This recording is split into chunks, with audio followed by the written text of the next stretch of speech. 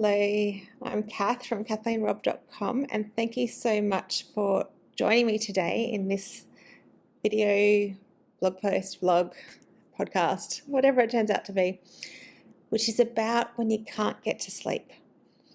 So it can be really frustrating going through our days with inadequate sleep. The other night I actually stayed up. I didn't fall asleep when I tucked my daughter into bed, which has become a habit. I tuck her into bed and fall asleep with her, and then I do wake up again and go to my bed, but the evening is over. But the other night I actually stayed awake when I tucked her in. So I had this evening and I was like, oh my goodness, an evening with my husband. This is awesome. And we put on a movie and we had a glass of wine and we stayed up late. And of course, I wanted to make the most of it. So I got a second wind and it was well after midnight before I fell asleep. And it was a really lovely evening and it was great to have that time together. But I felt it the next morning. So the next day I wasn't firing on all cylinders and I did feel less energy. And this is pretty typical stuff. We go through a lot of our lives on not enough sleep and feeling a bit tired. And often we can put it down to I'm not getting to sleep. I can't get to sleep. I've got insomnia. But we really want to separate the two issues of which get muddled up, whether we actually take a long time to get to sleep due to not getting to bed quickly enough, which is more of a sleep deprivation. We haven't given ourselves the opportunity to sleep. And sometimes we go through that second wind and then we can't sleep. Or if we're actually giving ourselves every opportunity to go to sleep, we're not pushing through to get a second wind, we go to bed early, but we can't get to sleep, which is true sleep onset insomnia. So we separate out sleep deprivation, which is a little bit self-inflicted, and sleep onset insomnia. And I've had both these experiences, as most of us have. When I was going through really emotionally traumatic experiences in my life, such as when I was having multiple miscarriages, it was traumatic for me and my thoughts wouldn't let me go to sleep. So I'd go to bed, but I couldn't fall asleep and I'd have to distract myself. So I would read and read and read until I was so exhausted. I had to read to distract my mind off what was happening in my life. And then I was so exhausted I would eventually fall asleep. And it became a coping strategy which extended beyond that period of grief and upset and became a habit. So I've had periods of, yes, I can't get to sleep, so I'm putting in all these distractions and I'm not going to bed early because I don't want to lie awake thinking about my troubles. But then that becomes a lifestyle in its own right. And when the troubles are resolved emotionally, we can still have that coping strategy as a habit. So it's really good to look at what's the actual situation going on, and to begin sleeping better, we know what we deal with. So first of all, the sleep deprivation is really a mindset or set of beliefs, which I can relate to. So when we're depriving ourselves of sleep, we might label ourselves as a night owl. So I can totally relate to the identity of being a night owl. And I'd have the idea that all the time after 10 p.m., when everything was done for the day, my daughter's asleep, when, I'm not working, I've finished studying, the house is as clean as it's going to be, not as clean as it should be. When it got to that 10 p.m. around that time, instead of going to bed to get enough sleep, I would think, no, this is my time. This is when I get to do just for me. And whether it was reading, watching movies, or just being, I would really have the idea of that late night being my time. And I've noticed a lot of women in particular are conditioned to go through their days giving away their time and energy and focus to people around them, other people's priorities, their job, anything that they should be helping and working towards. And the late nights do tend to be when they give themselves permission to just think of themselves. So if you can relate to this, if you can relate to late at night being your time or the time you give to yourself, then, or even just staying up but it's a little bit self-inflicted, then consider what you're doing with that time. So if the late nights tend to be work and study or things around the house, a good strategy would really be looking at where you can reduce your workload, where you can work more efficiently, where you can put boundaries around your work or study or housework. So you really want to look at how you're managing those tasks that are spilling into your late night, because late night's not really the best time for that. And I've certainly been in the position of studying late at night and even working late at night in different periods of my life. But it's not sustainable for the long term. So sure, if you've got an exam in 2 days' time or an assignment, if you're a mature age student like I was, or if you have a big project at work and just for a few days you put in some extra hours, that's one thing. But when you say, yeah, it's just for this one assignment, just this one exam, or just this one project, and then that finishes, and then the next one comes along and it becomes just about that one, then you need to step back and say, okay, this isn't really just about this one project. This is how I'm living my life now. This is becoming a habit now. So it's really stepping back and going, okay, how can I manage this in a way that's not going to be detrimental to my health? Because an ongoing chronic lack of sleep is detrimental to our health. And I've done previous articles on that. If it's a matter of not having enough me time in your day and you're using that late night for me time, then it's a good idea to set boundaries on the expectations of others, and also to look at quality me time rather than quantity. So it's more important to have 20 minutes on, a book you've been hanging out to read, or an art project that you just really, your soul needs to have time for. It's better to have that set up ready to go, so there's no faffing around setting it up, and you just get straight into it, do your 20 minutes, have this beautiful time.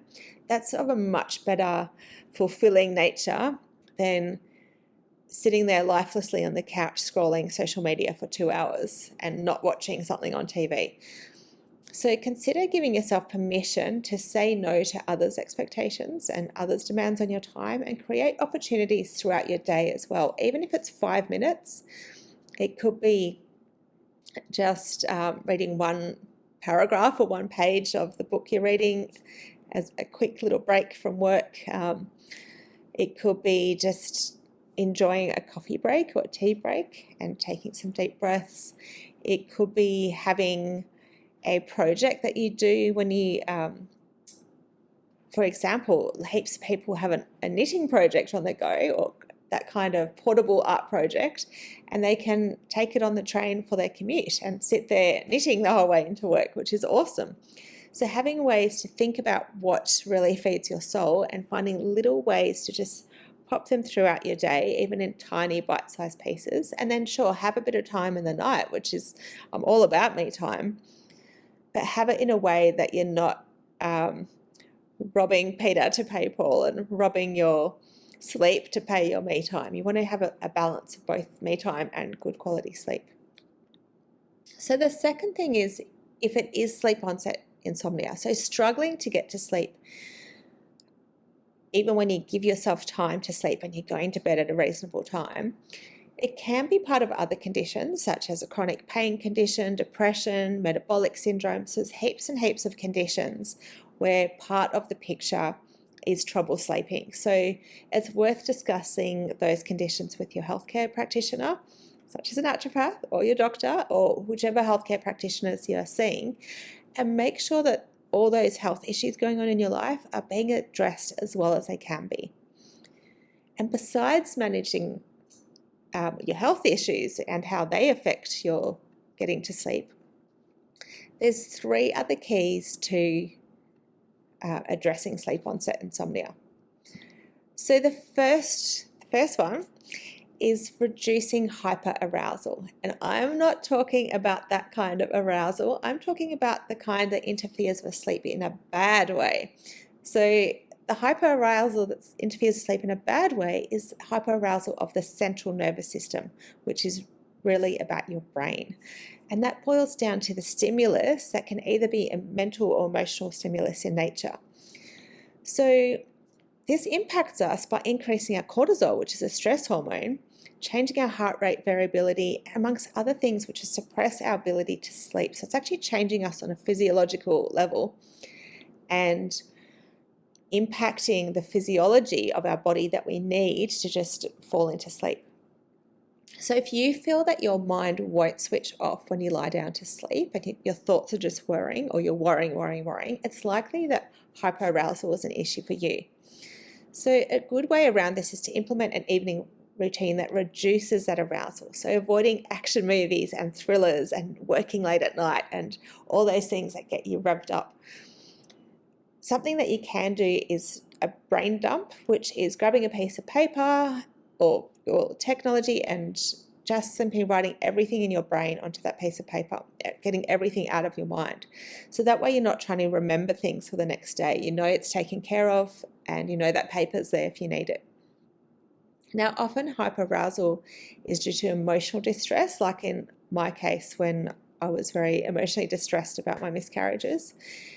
And we can tend to get in a habit of distracting ourselves all through the day from our distress, but then it's there waiting for us at night time when we want to get to sleep.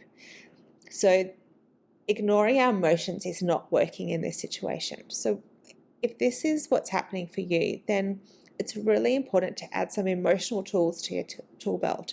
So you might like to use journaling, cognitive behavior therapy, seeing a counselor or psychologist, self-massage, yoga, tapping, breathing exercises, meditation, tai chi, fascia stretching.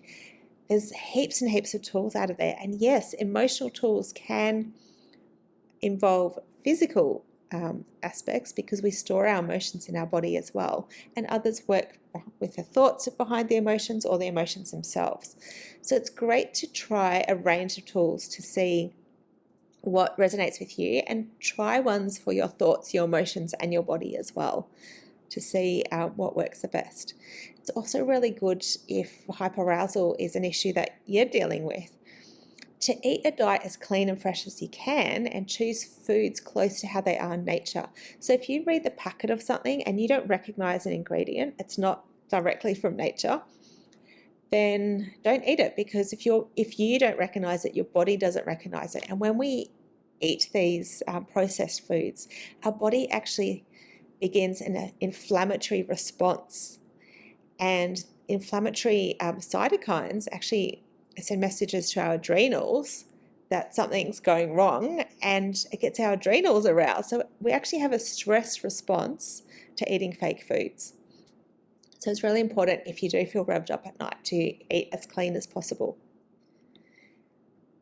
So number 2, when it comes to not being able to get to sleep at night, is to avoid negative associations.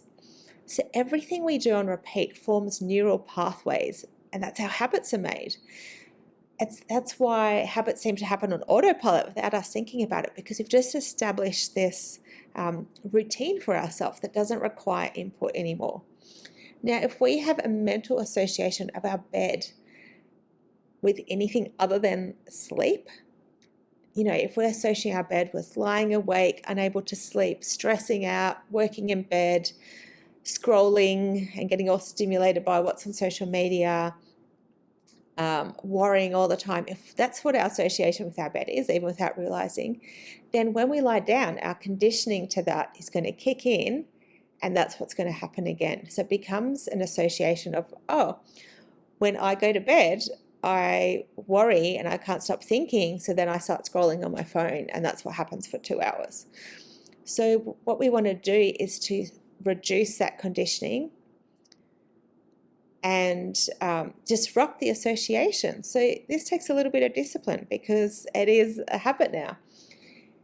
If you tend to lie in bed after you wake up and read in bed, and I love doing this one, but luckily I don't have trouble falling asleep.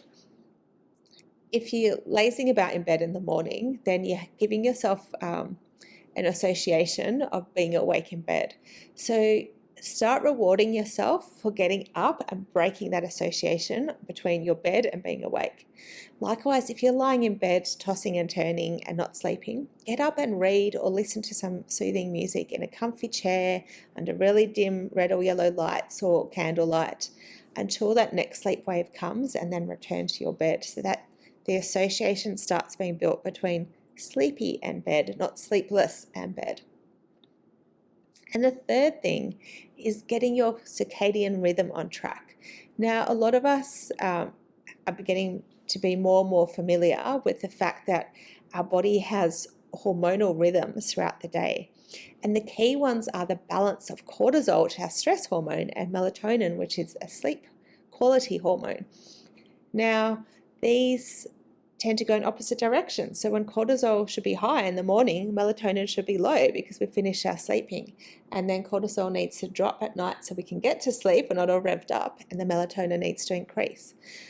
So a lot of habits around circadian rhythms are about balancing these hormones. Now, it can feel like hormones are this abstract thing just going in our body and we don't have much impact on them, but we do. Everything we do in our day impacts our hormones. And there's habits that can particularly balance our cortisol and melatonin. So the first is getting some natural light outside every day as early in the day as possible without sunglasses. You want to actually receive that light into your eyes because that stimulates our pineal gland, which suppresses the melatonin, and that allows the cortisol to rise to give us energy for the day, and then later on it will drop off again. We also want to get up at a similar time each day because our circadian rhythm is a rhythm. We don't want to go all over the place with it. We need to keep that nice, predictable wave of hormones. We also want to address our stresses constructively rather than putting our head in the sand and then being kept awake and our mind churning over and over. We need to develop tools about managing our workloads, getting things off our mind, and keeping that within daylight hours so it doesn't become a nighttime problem. Then we also want to encourage the dampening of cortisol at night and the lifting of the melatonin by keeping our environment dimly lit after sunset with warm yellow or red lighting or candles, and suppressing, helping the cortisol come down at night by winding down at least 90 minutes before bed, avoiding work, avoiding study tasks at that time, not getting all physically active or mentally or emotionally stimulated. And then putting in activities that help that, such as a relaxation practice or meditation, can help regulate the cortisol and assist that winding down to sleep. And of course, as I've mentioned in previous articles, avoiding eating or drinking alcohol for a couple of hours before bedtime because that gives your body all these other stimulating things to deal with. Now, if you get stuck with this and you'd like to explore how your chronic health issues are impacting your sleep, I might be able to help you with that. So I really encourage you to book in a free discovery call. The link is on the blog further down below. So book that in and we can have a chat about your health issues, how your sleep's being impacted, and if it's something that I can help address with you. So I hope you found that super useful. I'd love to hear about what strategies you implement and which of those 3 keys to better sleep you think is most applicable to you. So just to recap, the first one was reducing hyperarousal at nighttime. The second one was avoiding negative associations of your bed with wakefulness. And the third one was getting your circadian rhythm on track. So which of those is most relevant to you and what are you going to try to deal with it? Okay, have a great week. See you next time.